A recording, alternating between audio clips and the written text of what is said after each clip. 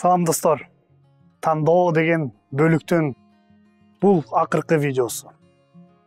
Бүгүнкү акыркы видео менен ушуну аяктайбыз бул бөлүктү. Эгер силерге кызык болсо, эгер силердин сурооңуздар пайда болсо, комментарийге бөлүшүп кетиңиздер. Жана унутпаңыздар, подписка кылып ушул каналга жана былчыйта лайк басканы.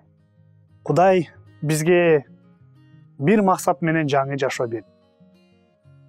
Бул дүйнөдө биз Иса Машаяктайбыз деп жазылган. Сизди кызыктырышы мүмкүн. Менин дагы деле кетирген каталар жөнүндө эмне айтууга болот?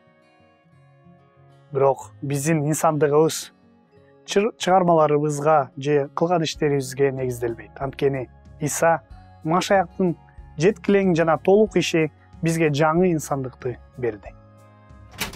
Биздин жашообуз бир күндөй.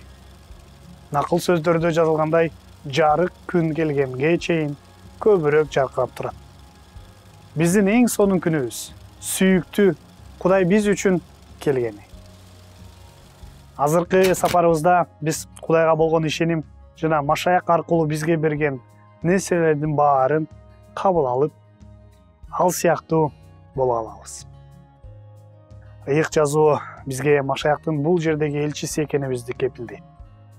Биз анын мыйзамдуу өкүлдөрүбүзбү. Биздин жашообуз кайда барбайлы?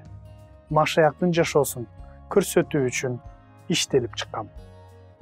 Өзүңүздүн ким экениңизди кабыл алыңыз.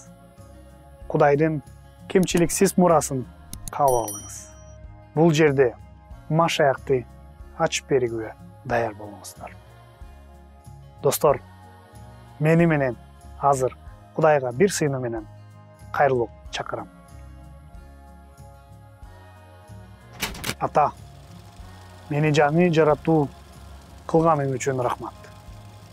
Мага жаңы ыйык, адил жана чынчыл инсанды бергениңиз үчүн рахмат. Ыйык рух мага жардам бер жана мен Кудайдан алган жаңы жашоого бул дүйнөдө ал кандай болсо, ошондой болууга үйрөт. Исанын атынан. Амин.